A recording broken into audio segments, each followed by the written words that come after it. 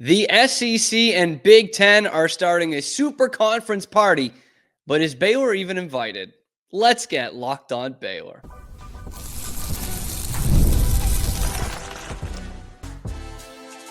You are Locked On Baylor, your daily podcast on the Baylor Bears. Part of the Locked On Podcast Network, your team every day.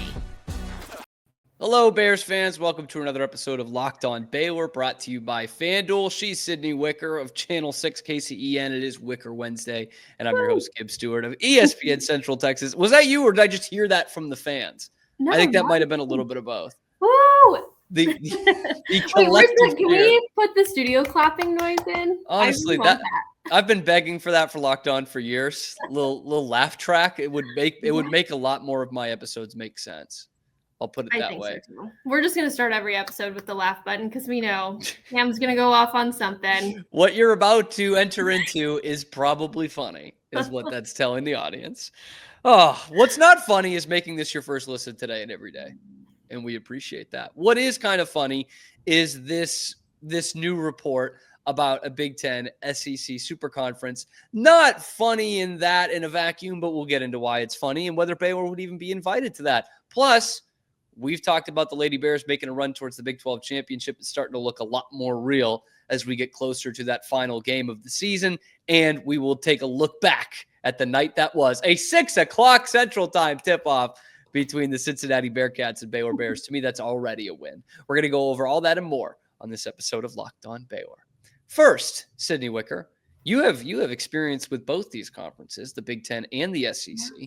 In some ways, you've been a representative of those conferences on this show, defending their honor. As they really needed it. They don't have enough people in the media defending their honor. Sydney has done that. And now, we talked about it last week, actually, right? The college football playoff. Yeah. They're going to have more auto qualifiers. And now, inevitably, we're going to be talking about a super conference. And we know that's going to heat up at some point. Before we get into this breaking news report from our pal Monty, everyone's favorite Uncle Monty, how do you feel about a super conference just in general from a fan standpoint if some other teams would be allowed in from other conferences?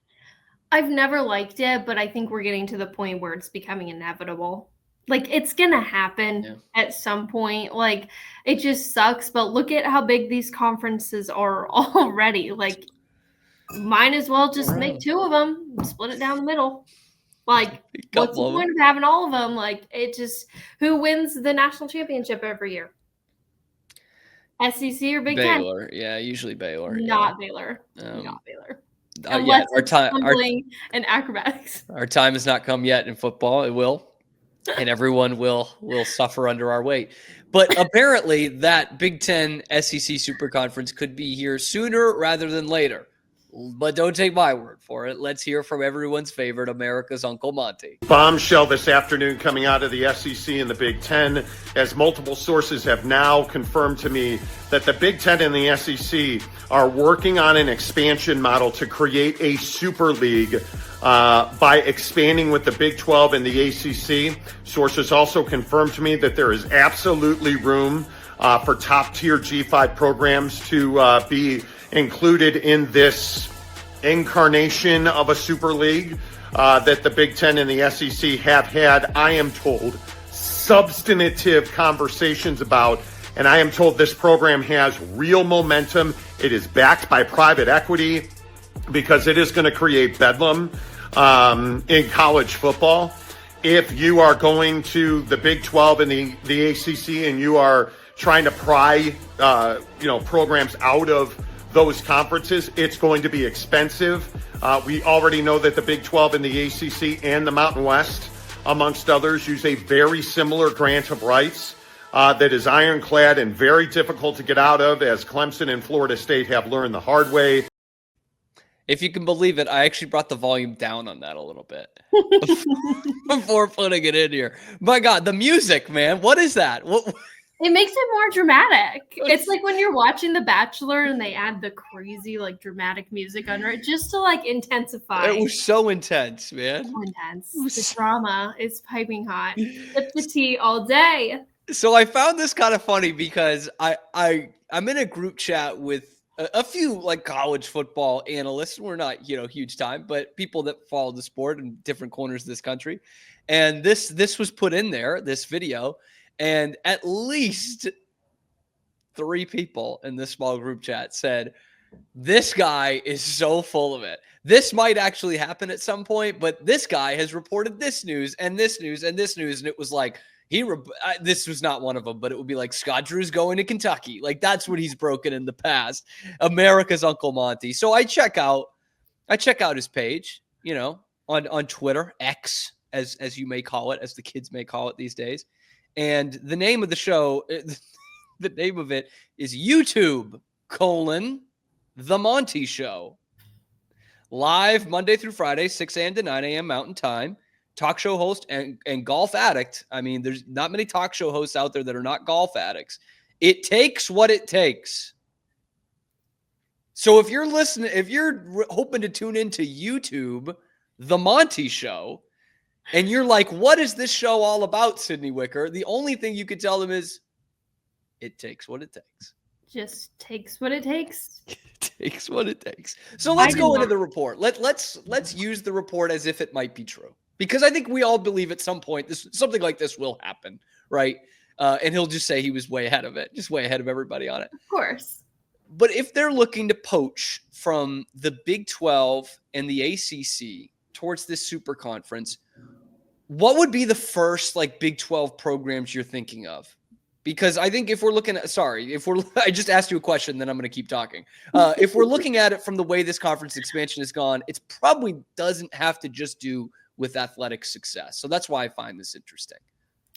I think the hard thing is like you said, it has to deal with all, you have to think about all sports. And I think that's where it gets the most frustrating. And that's the reason Title IX has played such a big factor in so many of these, because it's like, okay, yes, this might be great for football, but what does it do for every other sport? Yeah. And you got to think about branding. You got to think about TV. Everything. And football brings in the most money across every college campus, pretty much. I don't know if there's anywhere that any other sport brings in more. So I get why it's such a high priority and talking point for them, but you do have to consider all these other factors, which makes it tough. But I think as far as teams that they would poach out of the Big 12, I could see teams like Iowa State going to the Big 10. I mean, you've already got Iowa in there. Makes geographic sense. Perfectly. It makes sense, yeah. But I think if you ask me, if Baylor were to go somewhere specifically, I would see Baylor more in the SEC than the Big 10. It is becoming SEC country, as you know, covering the Aggies quite a bit. Yes. Do you think though, we put it, okay, if Baylor's going to go somewhere, that's where it's going to be. Do you think Baylor gets an invite to this party? That's what I don't know. Because we don't know how many teams. We don't know how many teams are going in. So that's a huge part of it. But if you said 8 teams of those 2 conferences, I would probably say no. I don't think Baylor would get the invite, even though they're stable in major sports. Yeah, I don't know. That's tough. I think I could see Baylor more going in the independent route and joining Notre Dame and being on their own. And there'll be a lot of schools that'll have to do that. Yeah. It's not just, they're not just going to be by their lonesome. So no, I could see them doing that more so than joining the SEC or the Big. Even though if you look at the Big 12, you look at the 3, let's talk about the 3 most major sports. It would be football, men's and women's basketball, and then baseball's pretty close behind, women's basketball for sure. Baylor, if you look at the Big 12, is probably the most stable of all 3 of those in terms of all 3 of those sports. Iowa State's having a down year in women's basketball, but they've been pretty good the last couple of years. Kansas State looks on the ascent in men's basketball, which would be 3 pretty good programs there. But for the most, Baylor is the best of that lot. Yeah, but still, across the board. Yeah, but still, how much does that matter? That's going to be the question. This I don't think this will be the last time we talk about this, Sydney. No. I mean, we talked kind of about this last week. Yeah, it kind of flows together. It does flow together. I think it's interesting for me also being on the Florida State side of things when we covered a lot of when the whole news broke about them trying to leave the ACC, I was in Tallahassee for that and just going through the paper. Oh my gosh, I never read more documents in my life than when that stuff was going on. It was brutal, but just talking about how there was so much about the TV rights that went into it. Like, this is such a big deal that I don't think people realize until you actually look at this giant stack of documents that it takes to get through it and to make something like that happen. Also, reading sucks. It sucks. And talking That's why we do this. And reading like law terms sucks. I called a lawyer, I kid you not, and I was like, can you dumb this down for me in the most basic way possible and tell me how I can read this to my viewers? And thankfully, he laughed at me and he did. But I was like, sir, I don't understand this at all. Like, you need to tell this to me like if I'm in 3rd grade.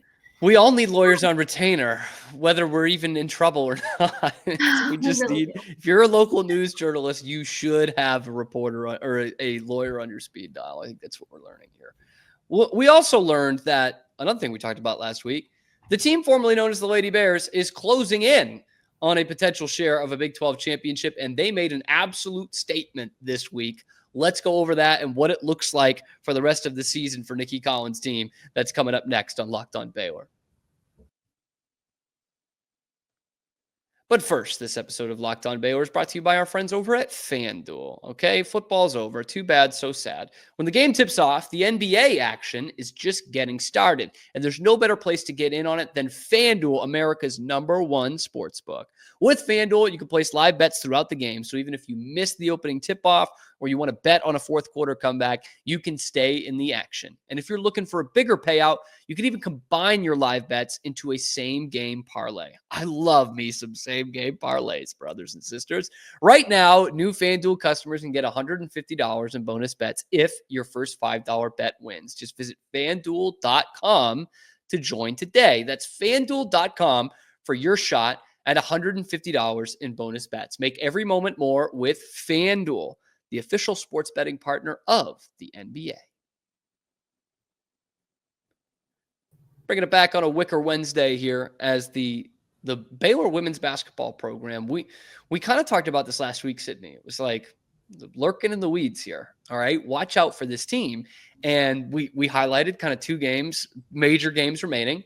TCU still on the docket, last game of the regular season. And the other one was Kansas State. It was like, K-State might be out of the rankings now, but don't sleep on them. Like, they were good last year. They've been good this year. And my gosh, Sydney. I mean, Nikki Collins' team took them to the woodshed the other night. Yes. And gosh, I told you a couple weeks ago, Baylor had lost. They hadn't even played UCLA yet. But I was just like, there's something so fun about this team. Like, I couldn't explain it. And I think we're seeing that now in full effect. And honestly, I don't know if this Baylor team will lose another game this season until they get to March Madness. Ooh, I really here. I think they're going to beat TCU on Sunday. And I mean, they're at home. They took them close last time when they were on the road. I think Coach Nikki has had this game circled on her calendar since then, and she's ready for revenge. I think the way Nettie has played is amazing. Coach said after the game against K-State that she thought Nettie saved her best game for the biggest stage of the year. Yeah. I was just going to say, because we want to talk about TCU in a minute, but I do want to highlight that had to be Aaronette Vonleh's best game as a Bear. Gosh. That's why you went out and got her. I kept saying Nettie but net. Like, nothing but net for Nettie. Are you kidding me? Massive double-double, 24 and 12. The blocks, 3 blocks and 2 steals? Girl, she was playing offense and defense all night. Just fingerprints all over the game, which is what she was doing at Colorado. And that's like, we said it, like, you know, you got to go out. They needed a post. They went out and probably got the best post in the portal. And I wouldn't say Nettie's, you know, had a tough year by any means, but you look at the numbers and you're like, oh, okay, you know, it's not exactly what we had thought, but it's not like she's playing poorly. And here she comes with this game. She didn't need to have a big game, though. That's the thing. They didn't need her until last night when Bella goes down and Bugs is still out. That is something that's huge. Her, though, we saw her, and that's the impact Nettie has, I think. Like, it's tough enough for this team. Well, you would think tough enough for this team when Dariana Littlepage Buggs goes out, and then you lose Bella Fauntleroy in the game. It's a tough ask when you're on the road facing the number 14 team in the country in Kansas State, but they didn't trail for a second. Came out of the gates hot right away. It became like a 4-point game at one point in the second half, and then they go on another big stretch. And they just said, okay, yeah, we'll take care of this now. We got it. We sat back for a second. Oops, time to lock back in. They locked on and got back in. Thank you. Thank you for that. But it seems like they just feel like they've played with such confidence that even last year when things were going relatively well, it didn't feel like they were playing with. And then when things weren't going well, it really snowballed. And Nikki Collin talked about this last year of like letting it kind of get to them, and why that extra break that the women have before the tournament that the men don't have was hugely impactful for them. And that's night and day. You're seeing a very confident team now at 25-5, and you already talked about it, but Sunday, massive game. TCU at the Foster Pavilion. Number 10, TCU, who has beaten Baylor once in the last 35 years now, will come to the Foster Pavilion with a chance to win the outright conference championship, if I'm not mistaken, and Baylor can win a share by winning this game. You already kind of touched on it. How massive is this game for this program, for Nikki Collin, and for this team in particular? Huge. This is Nikki Collin's chance to cement her name in the Baylor books of a really, really great coach. Like, that'd be 2 conference championships in 4 years. 4 years. That's replacing Kim Mulkey. That's very tough to do in this game, in the women's game. Incredibly tough. Yes, that now puts her name in the conversation with Kim Mulkey, Dawn Staley. Like, you have to win a championship first, Cindy. You have to win a championship first. This is getting your name in those conversations with these kinds of coaches. It would feel great in that it's her style, it's her players. I know Sarah Andrews played 1 year with Kim, but like it's her team. That's what everyone said. 22. You had Noah Smith. How could you not win the conference? I'm like, okay, well, now they're about to potentially do it again. And what makes this such a great event is not only is it a huge game for Baylor, historically, and kind of moving on from this Kim Mulkey thing, TCU hasn't won a conference championship in like a billion years, if maybe ever. I don't even know. This is huge for them, too, to get that monkey off their back and beat Baylor back in January. They now have a chance to beat them on their home floor and win a conference championship. This is like a big-time national game for women's basketball. Am I right? Huge. I mean, TCU brought in so much talent this season. They've been one of the biggest talks, I think, preseason. It was all about like, this TCU team's going to be good. Everybody expected that, and I think knew that. And now I think Baylor's been a little bit of a sleeper. I picked them as a team that I thought could possibly win a Big 12 championship, or at least make a really, really good run. And I still stand by that. I still think we're seeing that. But this TCU team is so good. That's why I think they were able to beat Baylor, just that experience and that talent advantage. But with the way this Baylor team has been playing right now, stopping momentum is the hardest thing you can do in basketball. And when you're hot, it takes a lot to shut that down. So that's why I really like Baylor in this one. Oh, it's going to be a ton of fun. It's probably going to be a great atmosphere at Foster. You better be. If you guys aren't doing anything, you better be there. Cam, I give you an exception because you're in Chicago. Thank you. I appreciate that exception. If I was there, I would absolutely be there. Like, make no mistake. Sunday afternoon, let's get this thing. Anyway, Sydney Wicker, Channel 6, KCEN, joining us always on Wicker Wednesdays. Sydney, appreciate you coming by once again. Oh my gosh. Of course. I love it. We love having you. And we're not quite done yet. We're going to recap the night that was, the game that was, in Baylor versus Cincinnati men's hoops. Can you believe it? They actually do play men's basketball at the school. We're going to talk about it next on Locked On Baylor. Well, to be honest with you guys, the best part of the Baylor-Cincinnati game last night was that it tipped off at 6 o'clock Central Time. Bears drop another one. That's 2 losses to teams in the bottom 5 of the Big 12 in as many games. Again, a team that can't win on the road. Cincinnati looked like a decent atmosphere there last night. 11,000 people, they announced. It looks pretty good, but it doesn't matter. I mean, they played in Colorado and the place was, 40% full the other night and lost there too. I'm going to give them a little benefit of the doubt that I probably shouldn't, but I'm a nice guy. I'm going to, because I usually talk about after these losses, the fact that they kind of go through the motions for 38 minutes and then put a shift in for 2 minutes. They played hard the whole second half. They still made some mistakes, but like that, as a coach and as a fan, you kind of live with. But the problem is the first half they took off, right? Specifically the last 10 minutes of it, they got their butts kicked and were throwing the ball all over the place, just no focus. And I think that's where it becomes kind of tough for Baylor fans to watch this team, because you see what they can, the kind of skill that they have still, because they don't have to be ultra focused in a game to get back in it, which is what you saw the first couple minutes of the second half.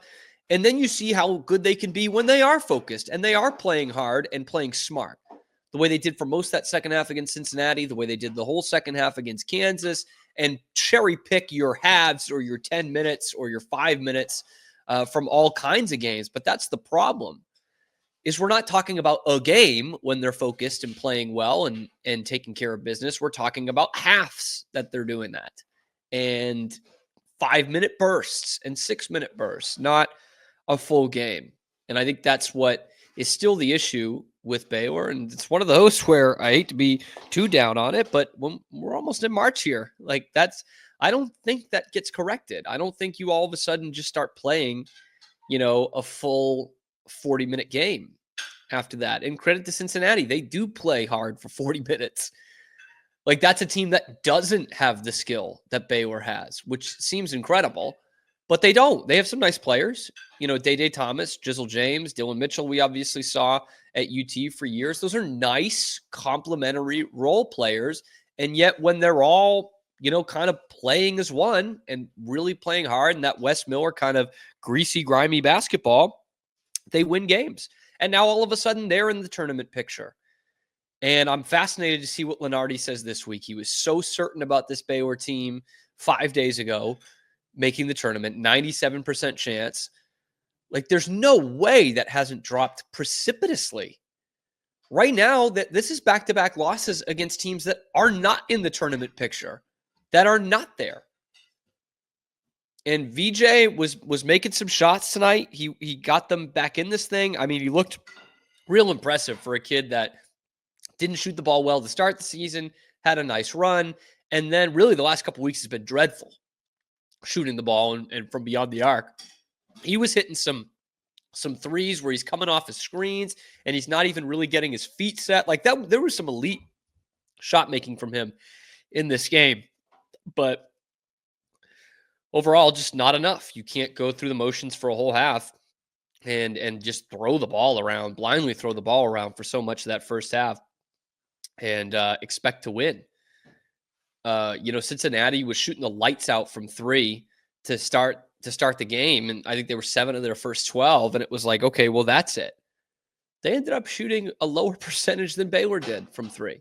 They end up going 10 of 23, Baylor 11 of 25. Quick math, that's 44% to 43% in favor of Baylor. But Baylor turned the ball over quite a bit in that kind of last 10 minutes of the first half. They only have 12 for the game, but they only force 7. You turn it over 12 times and Cincinnati scores 16 points off it. There's your game. When you lose by 2, especially. And there's one play in there that I think really personifies what this Baylor season has been. And it's the last moments of the first half. I think you guys know what I'm talking about here. Baylor gets a stop. So Cincinnati gets an offensive rebound, right, with about 20 some odd seconds left, 24 seconds left, I think it was. And initially the shot clock did not go back down to 20, which it should have. The shot clock just turned off, and a couple of seconds go by, and then they review it because they say, hey, it should have reset to 20. And they put time back on the clock. And this is like a good 3 or 4 minute delay here. Baylor gets the stop, and with 4.5 seconds left, Jalen Celestine just throws it up from half court like the buzzer's about to sound. I was ready to throw everything, man. Like that is frustrating as holy hell that we're all sitting here for 3 or 4 minutes And we all know the situation. And I know the coaching staff knows. I know that Scott Drew's on the clipboard or whomever is saying, okay, here's what's going to happen. This is why they're reviewing it. So we're going to get some time here. Like, here's what we can do. I know they're good basketball guys. I know that they're doing that. And what is Jalen Celestine doing? Is he just not listening? Again, we're sitting there for minutes knowing that there's going to be a couple of seconds if they get the ball back. And as soon as he touches it, he just throws it up. That is maybe the most infuriating play of the season for this team. And oh yeah, by the way, that possession mattered. You lost by 2 points. It really mattered in the end. But that is a microcosm. This team's got talent. It doesn't look like it most nights because there's just no focus or not enough focus. But that seems to be a problem for long stretches of the game, every game. It's like they don't have their head screwed on right. It's like what we talked about with Baylor football in 23 when they just wouldn't be ready to play. And this team has had that problem this year too, but like, are you kidding me? You're sitting there that whole time and you think like, not even, let's take that part out of it. When you get the ball knowing that the clock is running low, you can't read the clock. You can't look at the clock. You just throw it up with 4.5 seconds left from midcourt. That to me is a microcosm of this season. And it's one play in a game that they lost by 2 points. But that should make Scott throw clipboards in the locker room. Like, I don't know how you're not livid at that. Like, to me, that's like Chris Webber calling the timeout when there's no timeouts. That's just zero situational awareness at all. Like, no situational awareness for a guy who's played 4 years of college basketball. It's really infuriating. This team is infuriating. This run is infuriating. And what is, I think, most infuriating out of this whole game is that you see how hard they can play, but that they don't do it enough. They just don't do it enough. And a half of good, hard basketball was not good enough in this game against a bubble team on the road. And it's not going to be in the tournament. You kidding? Well, I guess we'll have to assess if Baylor's going to make it. Let me know what you think down in the comments below. Who was the worst part of this game tonight? Are they still a nailed-on tournament team? Tell me how you feel. Let it loose in the comment section, guys, because it's getting frustrating how cavalier this is to just lose these games. Let me know in the comments below. Be sure to like and subscribe. Special thank you to Sydney, making Wicker Wednesdays very great as always and working with us on our schedule here at Locked On Baylor, and thanking you guys for making it your first listen today and every day. Really appreciate the heck out of you guys. Hope you'll join us tomorrow because we're here every weekday and a lot of weekends too on your favorite show, Locked On Baylor.